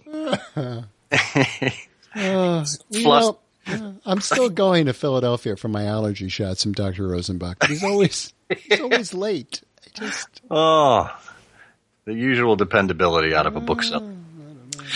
Well, we mentioned the raconteur extraordinaire, and he can spin a yarn, and he's got another great one to spin here. It's about a 5-minute long clip from Nicholas Meyer on episode 85, and we talked about the raging success of his book and what that meant with regard to potentially achieving what was a long-standing childhood dream. So before we get to the screen version of the 7% solution, let's just recap. The book is published. It is a major runaway success. 44 straight weeks on the New York Times bestseller list. Is that right? Yeah, I think. Yeah. Maybe it was 40. Because, of course, who was keeping score? Right. But yes. The better part of a year. It is successful beyond your wildest imaginations. That's, of course, totally true, since I was incapable of imagining anything along those lines. Why should I? There was no precedent. I had never succeeded at anything. Yeah. And at a certain point, you get a communication from one Dr. Julian Wolfe, BSI, to come to the BSI dinner in New York. Well, yeah, it was my fantasy. My whole fantasy while I'm writing the book was not that it was going to be anybody's bestseller, but that I would be made a member of this organization to which I dreamed of belonging. Sure. It was just arcane enough to be my style. You dreamed of belonging to it, but you didn't know there weren't any women in those days. Well, there were women. They just weren't at the dinner. You've listened to Mel Brooks, the 2,000-year-old man who discovered the woman, Bernie, because one day he woke up smiling. Well, there's women here. Because, hey, there's ladies here. And then he went into such a story that even 2,000 years later, what? No, there was women, but I had this fantasy that, my first fantasy was that I would be invited to join. And of course, I guess as a kind of corollary to that fantasy is that I would be invited to the dinner. And I would find some stunningly beautiful girl and take her to New York and impress the hell out of her by going to this dinner. So I ordered 2 tickets. And this gentleman whom I never got to meet, and he seemed to communicate by postcards. Yes. And he wrote back, "May I ask whom you are bringing? I assume you know that women do not attend the meetings." Well, that was my whole fantasy, was just went down the tubes of being a big shot. So I, again, not always the most diplomatic. I lacked the skills of a Talleyrand. And I said, no, I didn't know that women do not attend the meeting. Do Jews? And now you do know that Julian was Jewish. How would I know that? Well, now, I mean. Well, now I know it, but I mean, who knew it? So he wrote back and he said. So he attended the meeting, but he only stood outside. He didn't. I didn't know. And he wrote back and he said, it's a tradition. And I just said, so is lynching. Glad you never made it into the diplomatic corps. I or the BSI until the 1990s. So I flunked out, and I decided not to attend. The restricted policy troubled me. And first it troubled me in a purely selfish, egomaniacal, I can't bring a great looking lady to this. And then I started to get civic minded and thought, what is this? Who else can't attend? Well, we're coming up on the 25th anniversary of women first getting their BSI investitures. So I was invited some years later to a dinner, and I thought, oh, screw it. Just go, see what it is. So I went, and I had a great time. And then at the end of the evening, around midnight, they said, now we're all going to this bar. I can't remember where the bar was. I want to say it was in Grand Central Station, but I'm not sure. And I said, what's at the bar? And they goes, well, we meet up with the adventuresses of Sherlock Holmes. I said, what's that? And they said, that's the ladies contingent. I said, oh, I'm there. Okay, let's do that. So we go, and there's all these lovely ladies at the bar and whatever. And I said, so what happened at your meeting? And they said, well, a lady came in and did an exhibition of Victorian underwear. I said, what? I said, yeah, I started fully dressed as a Victorian lady and then sort of disrobed. I said, you had a stripper? You had a stripper at your meeting? I was at the wrong meeting. Do you take boys? That story, actually, it was a reverse stripper. It was Marina Stayich, who's also a member of the BSI, who came in her underwear and proceeded to get dressed in front of everyone to show how time-consuming Victorian garb, putting on Victorian garb was. It took her 30 minutes to go through the entire process. I love that story. And who would have thought, Scott, that 9 years later we would have talked to people like Nick Meyer, the author of 7% Solution, who, by the way, is a producer and writer for the new Star Trek television series that will, I think, be debuting on CBS in September. This fall, yeah. Yeah, no, fantastic. And there's a big exhibition going on now at the University of Iowa. It's a Star Trek exhibition, and a lot of Nick Meyer's papers are there. And I saw I think it was a draft script of The Undiscovered Country in there written by him, and a pair of Spock's ears from season 1. Well, I think Nick touching on that very sensitive topic about women not being allowed membership in the BSI for many, many years was really an important one. And culturally, we really wanted to cover this. As I mentioned in that interview with Nick, January of 2016 marked the 25th year since women were finally granted equality in the eyes of the Baker Street Irregulars. And we heard from so many people about episode 89, in which we interviewed Susan Rice and Ev Herzog, who were longtime members of the Adventuresses of Sherlock Holmes. That was just mentioned in Nick's story there. And Ev, of course, was the founding mother of ASH. We talked with them about the history of Ash and of the process, and most particularly, we got to this part of the story where Susan recounted that Saturday afternoon cocktail party when women were finally given investitures in the BSI. And we went back to the archives of the Baker Street Irregulars Trust, where they are digitizing the oral history series. And they're digitizing some of the audio archives of the proceedings of the BSI weekend. And we happen to have this recording of Tom Sticks giving out the investitures. And Susan's memory was almost spot on as far as this went. So we were able to intersperse her recollection with the actual audio clip of Tom Sticks. And we heard from so many people after this clip was aired that there basically was not a dry eye in the house. Let's get up to the 1990s, shall we? That fateful Saturday cocktail party in 1991. We will never forget it. Yeah. We had some small thought that something might be happening, but none of us thought that it would be the real thing.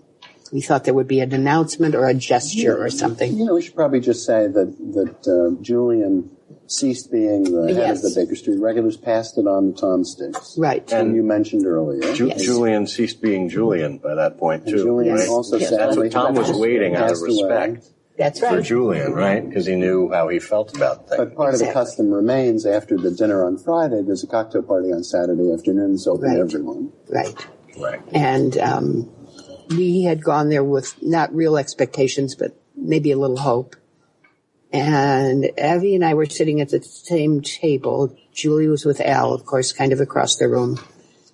And Tom began by investing a man, Edgar King, or some name, Edwin King, some name like that, who had been passed over when he should have been made an irregular in Tom's opinion, and had then left the country and been away. And so he gave him the investiture he felt he earned. So a nice, fair thing. But it didn't tell us anything. And then he started investing women, and I can still remember he cried as he started. And he said, I can do the boys, I can't do the girls. But he started with Dame Jean Conan Doyle, and it had been arranged that at that same time she was being presented with the investiture by one of the Sherlock Holmes Society of London people. The next investiture, hopefully, is being presented in London simultaneously to our cocktail party. The investiture, I'm sorry, is to a certain gracious lady, Dame Jean Conan Doyle.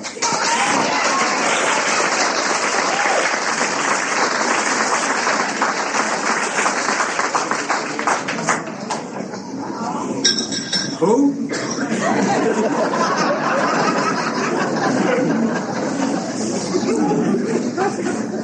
And then he went on, I think next to Catherine McMahon, who was the woman in the bookstore who had solved the puzzle and never been able to come to a meeting. It's after lunch in Santa Fe, New Mexico. And our absent Simpson is awarding the investiture of Lucy Ferrier to Catherine McMahon, one of the original solvers, I'm sorry, of the Sherlock Holmes puzzle, hopefully at the present time.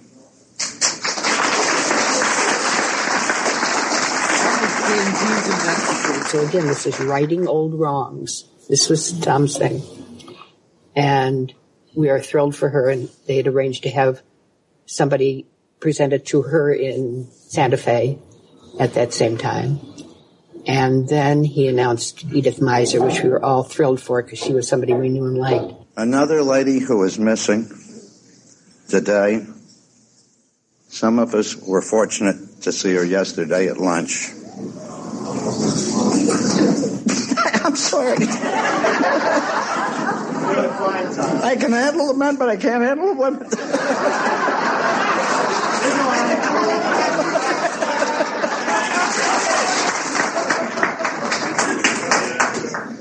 with the investiture of a fascinating and beautiful woman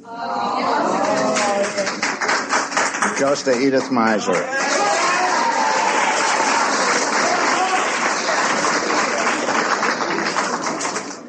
And then we thought he would stop because he'd opened a door, but he'd kept it safe because none of those three would ever come to a dinner.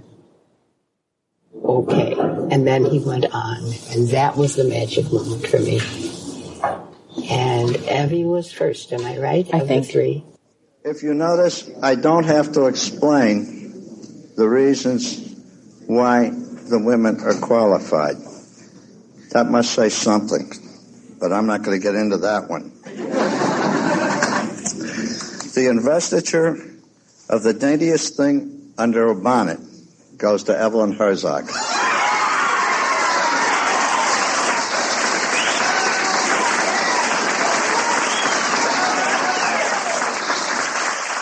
Abby was first and we were thrilled, but that was so right. I mean, she was almost in the categories of the others. She had been the head of the Adventuresses all these years. And then Julie. We had a problem with the next investiture. Since every time I wanted to give a certain investiture to somebody, Julian had already given it away.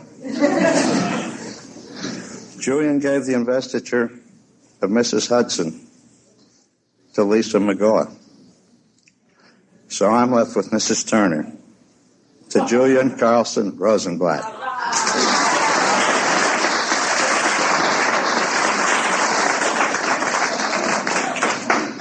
I'm weeping by this time. And then I never heard my name said. He said, and to bear the investiture of Beeswing to Susan Rice.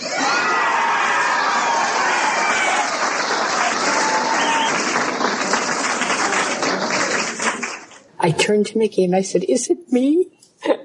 And everybody was roaring so much I couldn't hear my name. And went up. I remember going up all the way saying, don't trip, don't trip, don't trip, don't trip. Get up there. And hugged Tom. Both of us were crying by this time. It was an amazing thing. Well told in our annals. Yeah. And told over and over again. And every time I pass 24/5, I wave at it. And when the world gets tough, I say, let's replay it. Yeah. So, yes, an amazing time. So None of us wonderful. believed it. And an amazing clip. So that wraps up our selected excerpts celebrating our 100th show.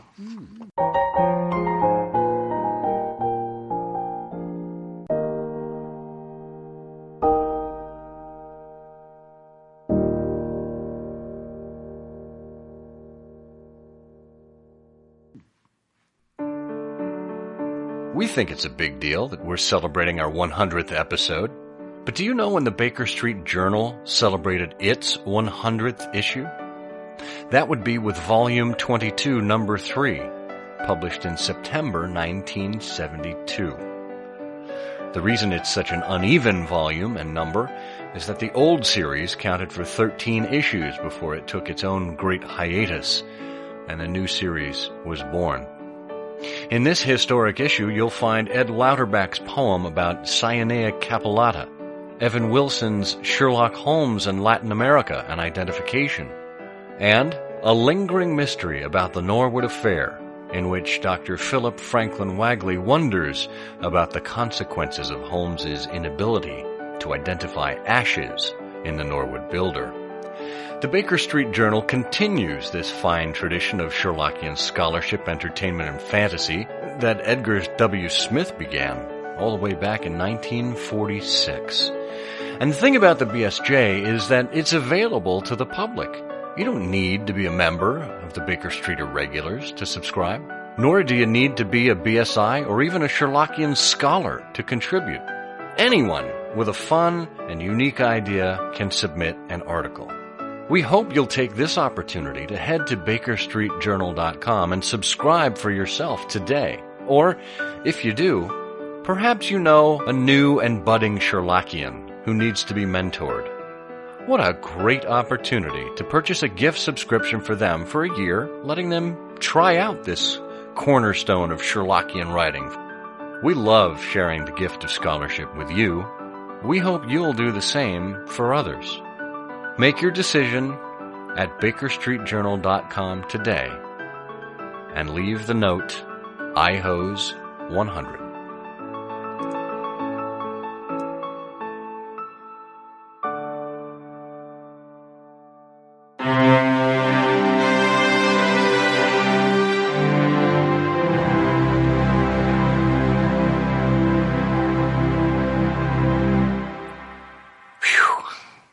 It's time. It's time. You know, one thing we didn't do is go back and count up how many gas lamps we've done over the course of the show's history. Oh, that's right. And they haven't all been actual, literal gas lamps, as you know. Some of them have been poems.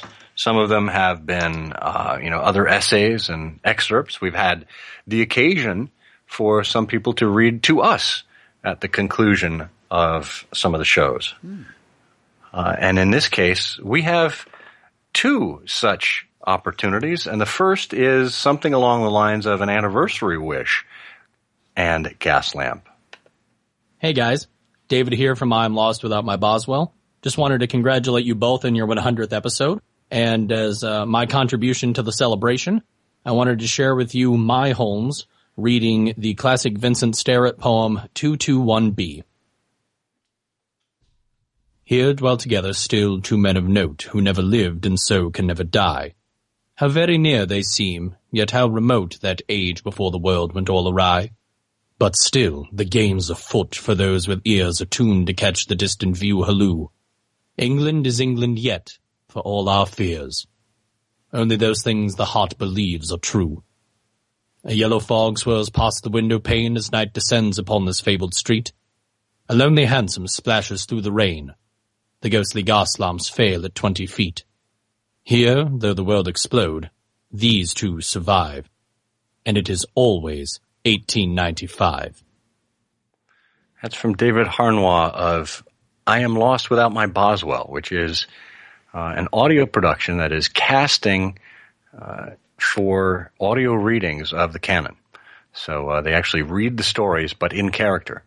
And I think they are up to their fifth installment now. So it's a fun series to watch unfold and to listen to. And thank you, David, for that very thoughtful clip. Indeed. And then finally, the other half of the gas lamp here, we will return to episode 12 when we had Bob Tomlin on. Bob, of course, was Cartwright under Tom Styx's Wiggins of the Baker Street Irregulars, and Bob, of course, hosted many years' worth of Autumn in Baker Street in upstate New York. And he had a particular poem from a longtime friend of his, Bill Schweikert, that he agreed to read for us. I just want to extol this poem just a little bit because it perfectly reflects how we all feel about Sherlock Holmes. It gets right inside your head and your heart, and you just know this is right. I would guess the first 10 or 15 times, or even more than that, I couldn't recite this without tearing up at the end. I could barely voice the last line or two. So this poem that he wrote, A Long Evening with Holmes, it was first delivered at the 1984 edition of Autumn in Baker Street. And I make it a point to, we close every Garradeb meeting with it. And I close every Autumn in Baker Street with it. A Long Evening with Holmes by Bill Schweikert. When the world rushes in with its worries and cares, and my problems and headaches are coming in pairs, I just climb in my mind up those 17 stairs and spend a long evening with Holmes. The good doctor greets me and motions me in. Holmes grasps my hand and lays down his violin. Then we sit by the fire and sip a tall gin. when I spend a long evening with Holmes. And while we're discussing his cases galore, if I'm lucky, there comes a loud knock at the door. In stumbles a client, head spattered with gore, when I spend a long evening with Holmes. Watson binds up the client's poor face, while Holmes soon extracts all the facts of the case. Then off in a hansom to Brixton we race, when I spend a long evening with Holmes. The adventure is solved. Holmes makes it all right.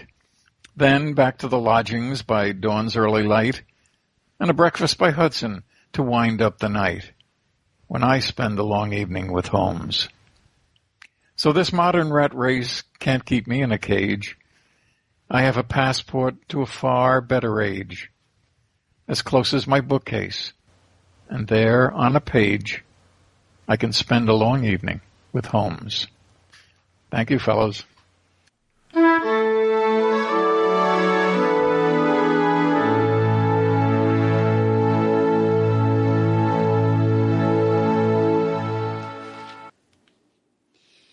Well, there we are. There we are. Well, 100 episode. Wherever you go, there you are. Well, and if you've made it this far, you probably don't need to be reminded, but we'll do it just in case, how you can get in touch with us. The myriad ways to get in touch with your humble correspondents here at I Hear of Sherlock Everywhere. Mm-hmm. First, go to our website, ihearofsherlock.com. Subscribe there via email and get updates when they come out from the site, audio only, a weekly summary, or update by update. Usually no more than one update a day. You can find us on pretty much every social network there is as I Hear of Sherlock. Consistent presence there across all of those networks. Pick your favorite. We are there. Yeah, you can call us. Please call us. We haven't had a call in a long time. No, it's time. Call us. 774-221-READ. That's 774-221-7323. And, of course, email always works. Comment at ihearofsherlock.com. Well, we do have a couple of important announcements coming up. But first, we wanted to acknowledge two very important and special people. Mm-hmm. We've told you time and again about Patreon. That is the process by which we use to gauge your appreciation for the show. And you can support us on a per-episode basis there for any amount that appeals to you. Mary Miller has been supporting us consistently at an amount that will get you mentioned on the show. We call your name out, and thanks to Mary and her generous support, we're going to send her a special 100th episode anniversary gift. So, Mary, watch the mail. There's something your way. In addition, we also have a gift to give to our other stalwart supporter, not through Patreon, but through other means. I think he's on PayPal, and that is John Raby. John Raby is an interesting persona because a couple of reasons. One, his father was Bill Raby, Wilmer T. Raby, Colonel Warburton's Madness, a Michigan native and just a wonderfully respected member of the Baker Street Irregulars in the 50s, 60s, 70s, and beyond. John actually works in public radio in Los Angeles, and he did us a couple of solids. One, in the lead up to Father's Day just last month, he mentioned I Hear of Sherlock Everywhere as the inspiration for an interview he did with Nicholas Meyer, talking about Meyer's creation of his first film with the support of his father. And the other thing John did is he sent us this amazing audio clip to help us get our act in order. Hi, everybody. My name is John Raby. I'm the son of the late Wilmer T. Bill Raby, BSI, Colonel Warburton's Madness, recipient of the 2 Shilling Award. Scott and Bert are many things. They are erudite hosts of I Hear of Sherlock Everywhere. They are eminent Sherlockians. They are fun and edifying to listen to, but they are lousy fundraisers. They let you off the hook much too easily. Trust me, I know. I've been in public radio for 30 years. I could sell a mug to a mugger, a tote bag to Nina Totenberg. Scott and Bert's problem is that they're just too nice. They ask you to give, gently, like once or twice every podcast. They say stuff like, if you want to. That won't do. Let's try this. Go over to the I Hear of Sherlock website and click on the support button. There you go. Now, it's nice. Looking at the screen here, it's nice that they have a $1 per episode donation option. That's not the one you should click. That's basically $1 per month. That's the one for kids with a paper route. You need to start at $5 per episode, which boils down to $1.25 a week for the best Sherlock Holmes podcast out there. If you can do more, that's great. I'm personally in for $10 a month, which is just $2.50 a week. The formula is simple. I Hear of Sherlock is a show that's supported by listeners. You listen. You're listening right now. So, put the two together, you need to give. So please go to IHearOfSherlock.com and be as generous as you can, and do it right now. Now, back to your two nice hosts, Scott and Bert.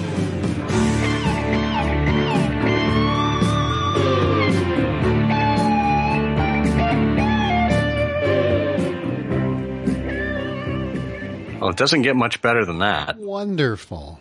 What a talent. I love that. I love that. Thank you so much, John, not only for your patronage, but also for just that wonderful piece of audio that we continue to treasure and use, because, as you say, we are just too darn nice. Yeah, we are.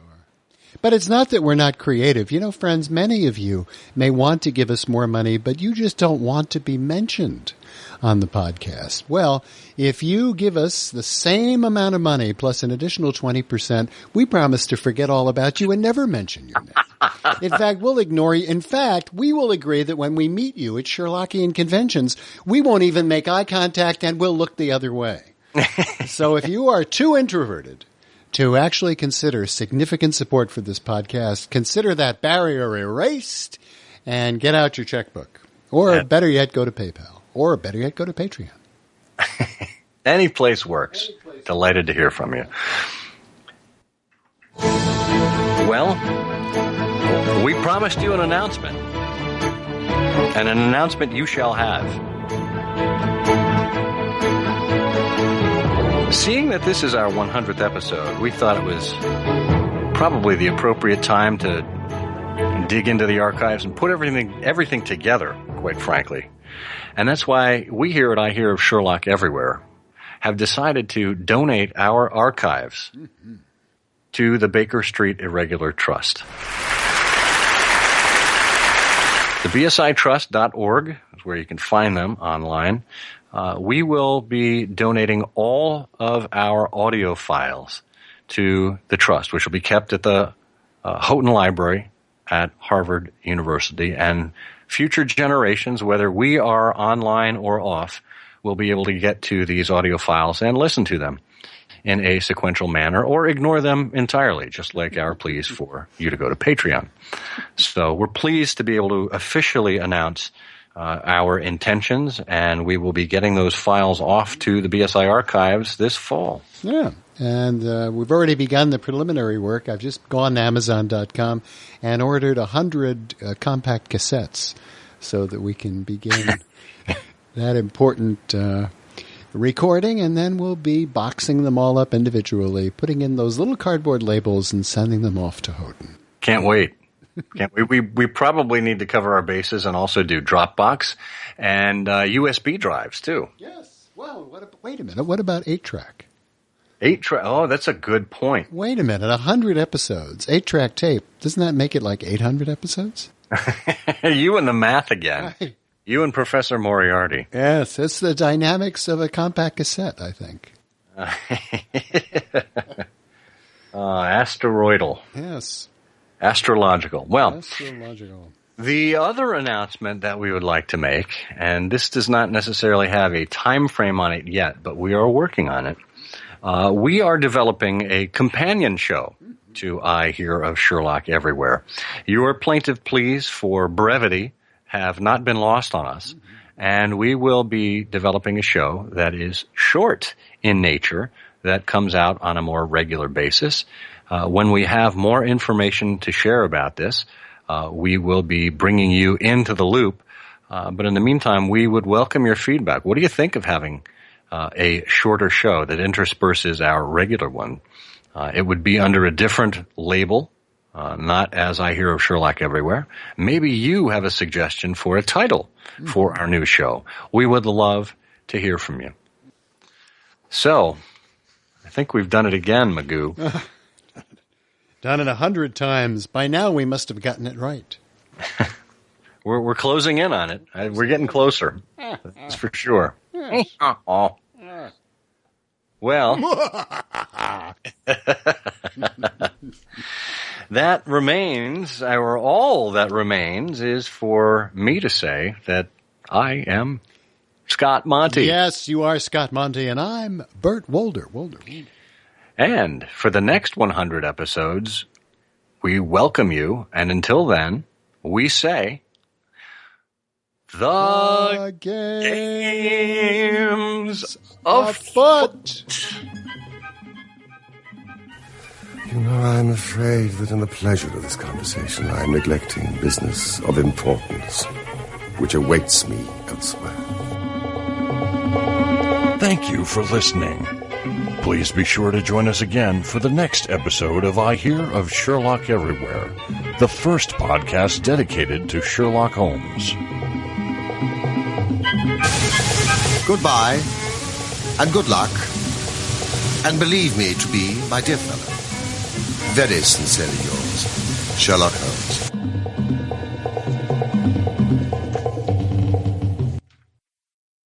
Have you ever seen, I think it's either on the Jimmy Kimmel or the Jimmy Fallon show, where they make celebrities read mean tweets about them? No, I've never seen that. Like there's all sorts of trolls on Twitter, and they say horrible things about, Taylor Swift or George Clooney or whomever, and they print them out, put them on a card, and they have these stars, George Clooney, Taylor Swift, read the bad tweets about them. Oh, that's funny. So there are two particularly scathing reviews about I Hear of Sherlock Everywhere on iTunes. Oh, really? Maybe we could read those. Oh, I'd like that. Sure. Was excited when I found this and remained so after the introductory show. Been downhill from there.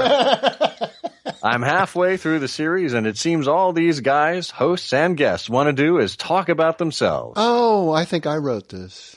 The show has not at all been what I expected. No. Also, the sound quality is frequently bad. Yeah. That's from August 28th, 2008. Oh, boy. And then May 3rd, 2009, the podcast is mostly about the minutia of the operations of the Baker Street Irregulars.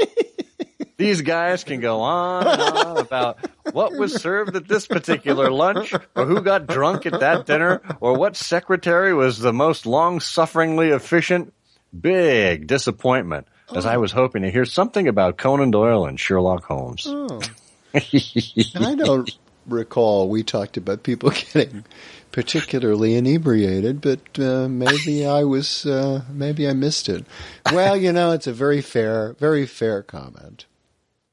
And it's exactly the sort of thing that Julian Wolfe, when he was running the Baker Street Irregulars, Julian, would take out, I seem to remember, we'd take out a number 4 pencil. Maybe it was a number 3 pencil. It was one of those pencils, with the pink tip. And I remember as he stood there at the podium, with the way the light. And of course, it was one of those, first of all, it was one of those 40-watt lights, because Julian always insisted on having a little bit more illumination at the podium. Originally, it was a 20-watt light, and the problem with that was he really couldn't see because of his glass eye. Now, the funny thing about his glass eye, and of course, members of the Baker Street Irregulars didn't mind it so much, but I think the waiters found it a little unnerving. But Julian would hold that pencil. That's funny.